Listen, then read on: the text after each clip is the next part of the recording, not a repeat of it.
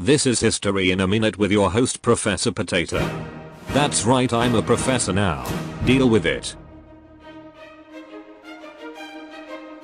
Today's topic will be about Britain's excessive taxation on the colonies to pay for the French and Indian War. As a result of the war, England had incurred massive amount of debt.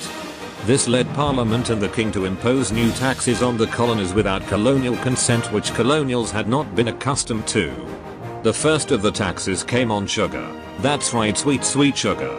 The second came in the form of the Stamp Act, which taxed all printed material and official documents, even playing cards, for goodness sakes. I know what you're thinking. Parliament is full of rotten potatoes. And you're right. Colonists began their protest on the English taxes, chanting no taxation without representation. Most of their protests were forms of civil disobedience, which meant non-violent acts such as boycotts. By refusing to obey certain laws and pay taxes or buy British goods, the English ended up repealing most of the acts. With the leadership of Samuel Adams, the Sons of Liberty would continue their protests, leading to the famous Boston Tea Party.